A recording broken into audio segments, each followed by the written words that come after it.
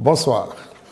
La session ordinaire du Conseil des ministres s'est tenue ce jeudi 11 mai 2023 de 12h à 14h sous la haute autorité de son Excellence Monsieur le Président du CNRD, Président de la Transition, chef de l'État, chef suprême des armées, le colonel Mamadi Doumbouya. Les points suivants étaient inscrits à l'ordre du jour. Message de son Excellence Monsieur le Président de la Transition, compte rendu de la session ordinaire du Conseil interministériel du mardi 9 mai 2023, recommandation du dit Conseil, décision du Conseil des ministres, divers. Au titre de son message, son Excellence Monsieur le Président du CNRD, Président de la Transition, chef de l'État, chef suprême des armées, le colonel Mamadi Doumbouya, a porté autour de 3 points, à savoir le rapatriement des avoirs de l'État, l'interopérabilité des systèmes de biométrie, le suivi des 13 instructions présidentielles. Concernant le premier point relatif au rapatriement des avoirs de l'État, le président de la transition a instruit Monsieur le Premier ministre, chef du gouvernement, de lui faire la situation exacte du montant total rapatrié à la Banque nationale d'investissement de Guinée ou à la Banque centrale de la République de Guinée et les structures étatiques qui n'ont pas encore pris les dispositions pour l'effectivité de cette décision. S'agissant du deuxième point relatif à l'interopérabilité des systèmes de biométrie, le chef de l'État a indiqué que la digitalisation étant un élément fondamental de modernisation de notre administration publique, beaucoup d'efforts sont constatés sur le terrain dans le cadre de la biométrie, notamment les passeports, les cartes d'identité, les permis de conduire, les cartes grises, les plaques d'immatriculation, etc. Cependant, malgré les efforts susmentionnés, le président de la transition a signalé que l'interopérabilité des systèmes et des données n'est pas garantie pour rendre un service de qualité à la population. Le contrôle fiable est facile avec un socle technologique solide pour éviter un éternel recommencement de ces projets de digitalisation. Car pour lui, ces systèmes ne communiquent pas suffisamment entre eux. Fort de cette conviction, le chef de l'État a invité Monsieur le Premier ministre, chef du gouvernement, à faire prendre toutes les dispositions idoines par les départements sectoriels afin de garantir l'interopérabilité des systèmes d'information, même si cela devrait entraîner la modification des contrats de base dont le gouvernement de la transition a hérité. Quant au dernier point relatif au suivi des 13 instructions du président, le chef de l'État, président de la transition, a demandé que d'ici le prochain Conseil des ministres au gouverneur de la Banque centrale de lui faire la situation de la date de mise en service du SWIFT national par la BCRG pour permettre là également l'interopérabilité des systèmes bancaires en République de Guinée et au ministre du Budget le montant total des impôts à recouvrir en 2023 ainsi que la liste exhaustive des entreprises qui doivent à l'État et le montant dû par chacune d'entre elles. Compte rendu de la session ordinaire du Conseil interministériel du mardi 9 mai 2023. Le Premier ministre, chef du gouvernement, Dr Bernard Goumou, a commencé ses propos par remercier le président du CNRD, président de la transition, chef de l'État, chef suprême des armées, le colonel Mamadi Doumbouya, pour avoir élevé au grade de général de brigade 2 de leurs collègues. À cette heureuse occasion, il a adressé au nom du gouvernement ses félicitations au général de brigade Amara Kamara, ministre secrétaire général de la présidence de la République, et au général de brigade Ibrahima Sori Bangoura, désormais ancien ministre de l'urbanisme, de l'habitat et de l'aménagement du territoire et nouveau chef d'état-major général des armées. Ensuite, il a porté son message sur 4 points. La poursuite des pourparlers avec les forces vives, la redynamisation de la banque de données sur les compétences guinéennes à l'étranger et à l'intérieur du pays, la reprise de ses visites de terrain à l'intérieur du pays, le suivi des instructions du Conseil des ministres. S'agissant du premier point relatif à la poursuite des pourparlers avec les forces vives, le chef du gouvernement a rappelé avoir été le lundi 9 mai 2023 au 6e round des pourparlers qui devait avoir lieu avec les acteurs politiques et sociaux regroupés au sein des forces vives de Guinée. À cet effet, malgré l'annonce d'un communiqué relatif à la suspension de leur participation au dialogue,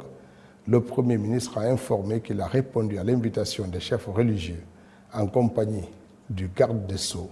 ministre de la Justice et du ministre secrétaire général des Affaires religieuses. Au cours de cette rencontre, il a également informé qu'il a répondu favorablement à 2 des 3 préoccupations formulées par les forces vives, à savoir la levée du contrôle judiciaire pour 9 acteurs politiques, l'accélération de la procédure judiciaire contre Fonike Mangue et compagnie. Pendant, devant la CRIEF, le chef du gouvernement a signifié que le jugement de ces anciens hauts cadres de l'État est en cours. Le Premier ministre a fait savoir que les religieux ont salué ces mesures envisagées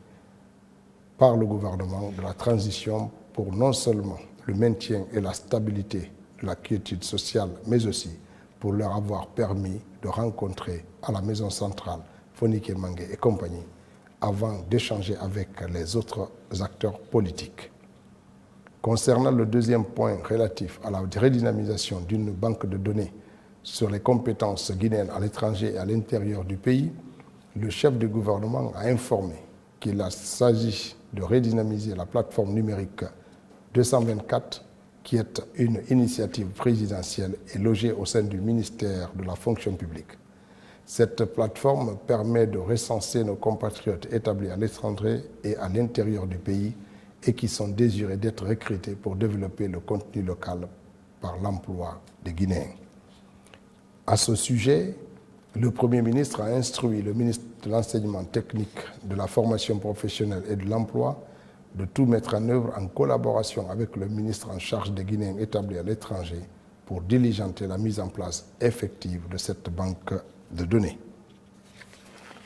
À propos du troisième point relatif à la reprise de ces visites de terrain à l'intérieur du pays,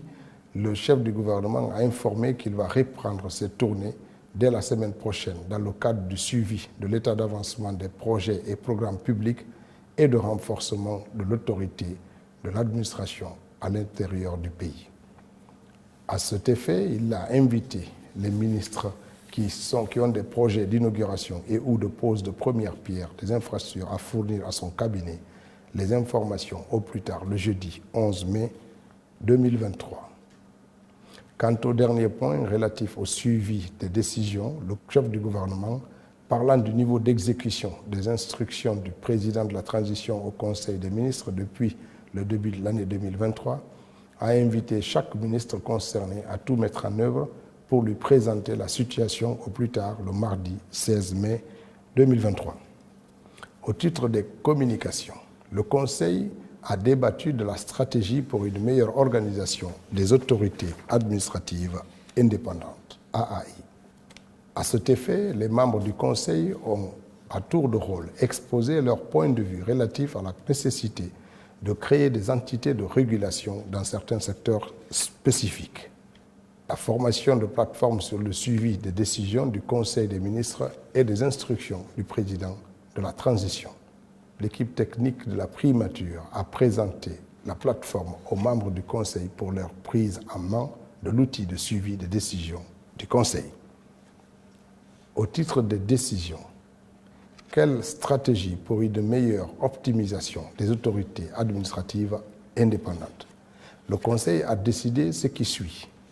Maintenir la loi sur les autorités administratives indépendantes en l'état, maintenir les 4 AAI existantes, les EPA au nombre de 2 qui jouent le rôle de régulateur, l'autorité de régulation du secteur de jeux et pratiques assimilées et l'autorité de régulation du transport fluvio-maritime doivent être érigées en AAI. Pour les futures créations, s'en tenir aux 2 catégories d'AAI prévues à l'article 5 de la loi L 2023-0008 CNT du 13 mars 2023, qui sont maintenir la loi sur ces autorités administratives indépendantes, accentuer la vulgarisation de la loi sur les autorités administratives indépendantes en l'état. Au titre des divers, Le ministre du Budget a informé le Conseil de la mise à disposition des membres du gouvernement du rapport d'exécution du budget 2022. Le ministre de l'Enseignement préuniversitaire et de l'Alphabétisation a fait part de la pose de la première pierre de 1000 salles de classe dans la localité de Kassan. Le ministre de la Santé et de l'Hygiène publique a informé le Conseil de la pose des premières pierres des hôpitaux régionaux qui commence par celui de Kindia le 15 mai, suivi de l'Abbé le 17 mai 2023. Le ministre de l'Enseignement supérieur, de la Recherche scientifique et de l'Innovation a informé le Conseil de la mise à disposition des cartes de boursiers aux étudiants. Le ministre de l'Énergie, de l'Hydraulique et des Hydrocarbures a rappelé le Conseil du lancement du Forum de l'eau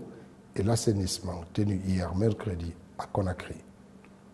Le ministre des Postes, de Télécommunications et de l'Économie numérique a fait un compte-rendu sommaire de l'état d'avancement de la mise en place effective de Guinée Télécom. Le ministre de l'Enseignement technique, de la formation professionnelle et de l'emploi a informé le Conseil des conditions d'attribution du champ d'application du permis de travail. La ministre de la Pêche et de l'Économie maritime a fait un compte-rendu de sa mission de travail au Maroc et au Gabon. Au Maroc, elle a participé au symposium sur la pêche dans le cadre mondial de la biodiversité post-2020. Au Gabon, relative à la première édition du Forum économique du secteur de la pêche et de l'aquaculture sur la valorisation du potentiel halieutique de ce pays. Le ministre de l'Économie et des Finances a, au nom de ses homologues du plan et de la coopération internationale, des infrastructures et celui de la Banque centrale, fait le compte-rendu de leur mission à Djeddah pour assister aux assemblées annuelles de la Banque islamique de développement. Le ministre des Transports a informé le Conseil du lancement le week-end passé du parking automatisé de l'aéroport Ahmed Sékou Touré de Conakry. Il a également fait part de l'inauguration du bureau régional des transports terrestres à Boké, ainsi que la pose de la première pierre des travaux de construction du 3e centre de contrôle technique des véhicules. Le ministre des Affaires étrangères, de l'intégration africaine et des Guinéens établis à l'étranger a fait un compte-rendu sommaire de sa visite de travail au Royaume du Maroc. Le ministre de la Culture, du Tourisme et de l'Artisanat a informé le Conseil du lancement du nouveau guide touristique en République de Guinée, dans lequel on y trouve le répertoire quasi complet de tous les sites touristiques du pays. Le ministre secrétaire général aux affaires religieuses a fait part des remerciements de la communauté chrétienne de Guinée à l'endroit du chef de l'État en reconnaissance de sa générosité, notamment durant le mois de Carême 2023. Conakry, le 11 mai 2023, le Conseil des ministres.